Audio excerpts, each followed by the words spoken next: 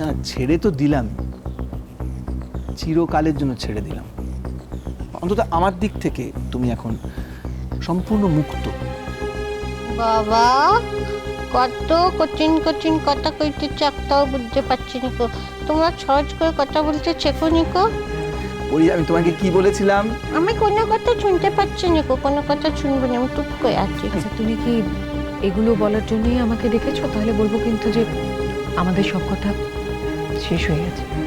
দেখি 15 বছর ধরে এত কথা, আচ্ছা সমস্ত কথাগুলো শেষ করার জন্য অন্তত 15 মিনিট তো সময় দেবে। 15 মিনিট কেন, 15 বছর বাদেও যদি জিজ্ঞাসা করো তখনও আমি এই মুহূর্তে যেটা বলেছি সেটাই বলবো। এটা বড় অসহায়। সেজন্য কি তুমি বিয়েটা করতে চাইছো? আমি মানে সেটা বলছি। ওটাই তোমার একমাত্র ক্রাইটেরিয়া? আমি সেটা বলছি না তো। তাহলে আমি দেখো, আমি বলতে পারবো না, আমি তোমাকে পুরোপুরি এক্সপ্লেন করতে পারবো না। আমি শুধু এটুকু বলতে পারি যে আমার একটা অদ্ভুত একটা মায়া জন্মে গেছে মেয়েটার উপরে। আমি এখন ওকে ছেড়ে থাকতে পারবো না, কিন্তু আমি তোমাকেও কখনো ভুলতে পারবো না দেবী। এই যে এই মুহূর্তে আমি তোমাকে কথাটা বললাম যে আমি তোমাকে কোনোদিন ভুলতে পারবো না, এটা যতটা সত্যি ওই কথাটাও কিন্তু ঠিক ততটাই সত্যি। আজ আমার কথা থাক না রাজা, বরং যে কথাটা বলার জন্য ডেকেছো সেটাই হোক না। আমি কিন্তু তোমাকে এই কথাগুলো বলার জন্য ডেকেছিলাম। তাহলে কিন্তু আমি বলবো যে নতুন করে শোনার মতো আমার আর কিছু নেই। দেবী, আমি কিন্তু তোমার জন্য অপেক্ষা করেছিলাম অনেকগুলো দিন। প্রবলেমটা কোথায় জানো? তুমি তো এখানে সবার মধ্যে থাকো, আর ওদেশে আমি একেবারে একা, নিঃসঙ্গ। খালি বাড়িটা আমাকে গিলতে আসে। আমি প্রাণপণে একটা কারোর গলা শুনতে চাই, কারোর একটা গলা। সেটা আমার কাছে খুব বিরাট একটা সম্পদ। তুমি কি আমার কাছে কোনো এক্সকিউজ দিচ্ছ? না না, এটা দেওয়ার তো কোনো দরকার নেই, কারণ তুমি তো আমাকে ডেকেছো, আমি তোমার কাছে যেতে পারিনি। তুমি বারবার আমাকে ডেকেছো, এক্ষেত্রে তোমার তো কোনো দোষ নেই। না, দোষ গুণের কথা হচ্ছে না Debika. This is a question of sharing, এটা অনুভূতির প্রশ্ন। আমি তোমাকে খুব অনেস্টলি বলছি, আমি জাস্ট আর পাচ্ছি না এই নিঃসঙ্গতা। একা একা থাকতে থাকতে আমার দম আটকে আসে। আর সত্যি তো, আর 5 জনের মতো আমি তো কোনো সুস্থ মেয়েকে আমার জীবনে এক্সপেক্ট করতে পারি না, তাই না? আমি তো এক্সপেক্ট করতে পারি না যে সেই মেয়েটির সঙ্গে আমার একটা ভালোবাসা হবে, কিংবা তার সঙ্গে একটা সেটেলমেন্টে আসবো, আমরা বিয়ে করবো, থাকবো। কারণ তুমি তো থেকে যাবে আমার মনের মধ্যে, এটা প্রচন্ড বাধা হয়ে থেকে যাবে। কিন্তু পরীর ক্ষেত্রে সুবিধাটা হচ্ছে যে ও বেচারি সুস্থ নয়, আর 5টা মেয়ের মতো ও নয়।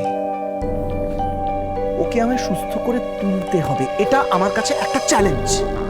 এটা আমার কাছে লড়াই, নিজের মতো করে আমি লড়াইটা লড়বো। এই লড়াইটার মধ্যে আমি জানি না, কিছু একটা তো আছে, সামথিং ইজ দেয়ার। আর তারপর কি? তারপর যদি ওর স্মৃতি ফিরে আসে, যদি ভালো হয়ে যায়, ওর যদি বাড়ির লোকেদের কথা মনে পড়ে যায়, যদি মনে করে যে না আমি তাদের কাছেই চলে যাবে, আমি ওকে পৌঁছে দিয়ে আসবো, ব্যাস মিটে গেল। না, হ্যাঁ? আমি কোথাও যাবো না, আমি তোমার কাছেই থাকবো, আমি তোমাকে ভালোবাসি। তুমি আমার স্বর্গ, তুমি আমার নরক, আমি তোমার ছেড়ে কোথাও যাবো না। না না না। আচ্ছা আচ্ছা আচ্ছা, ঠিক আছে।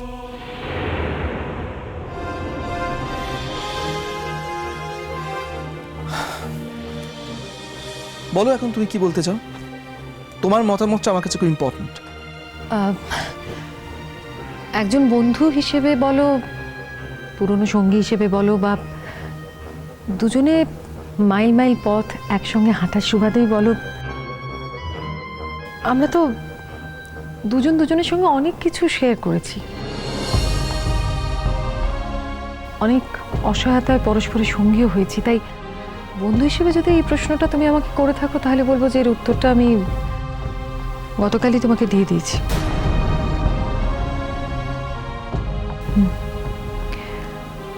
তোমার বিয়ের সব দায়িত্ব আমি একজন বন্ধু হিসেবে স্বেচ্ছায় নিজের কাঁধে নিতে চাই, অবশ্য যদি তোমার কোনো আপত্তি না থাকে। আমি একটা কথা বলবো, এটা আমার লাস্ট কথা, আর কোনো কথা বলবো না, প্রমিট। হ্যাঁ বলো, তুমি তো বলবে পড়ি, এখানে তোমার কথাই তো শোনা হবে। বলো বলো, তুমি কি বলতে চাও? আমি কথাটা ব্যাড বয়কে বলবো। বলো কি বলবে। বলছি যে আমি, তুমি আর এই দেবী ছিন্নমাত্রা আমরা একসঙ্গে থাকতে পারিনি গো।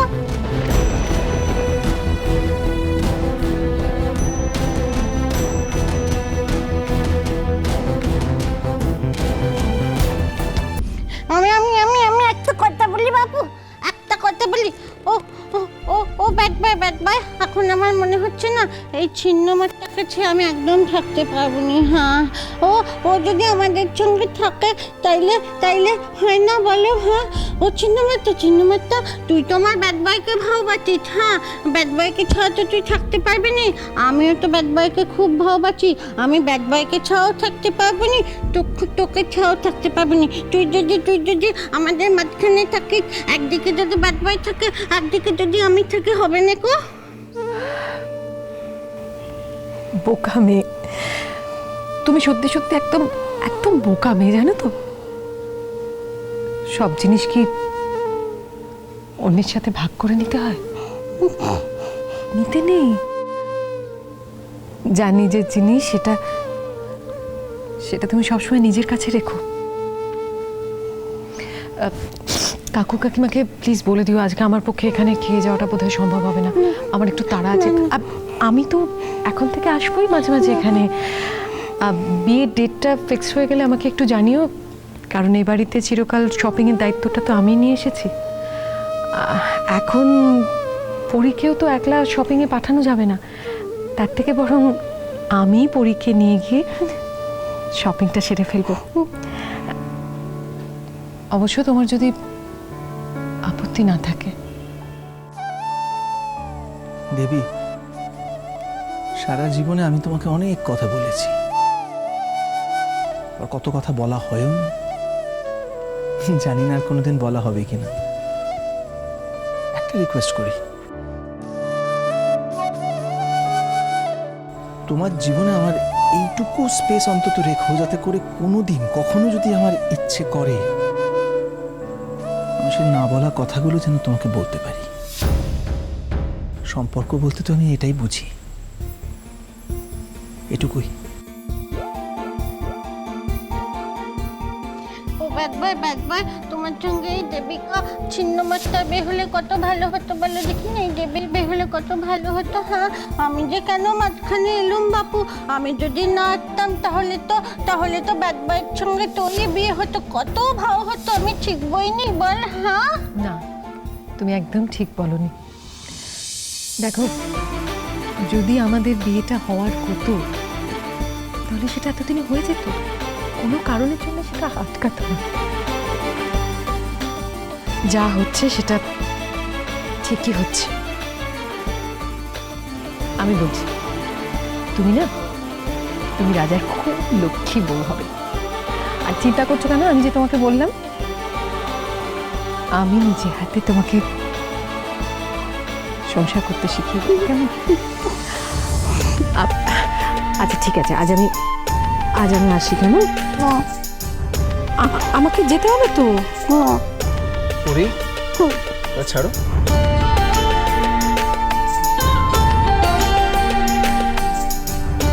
আমি আসি।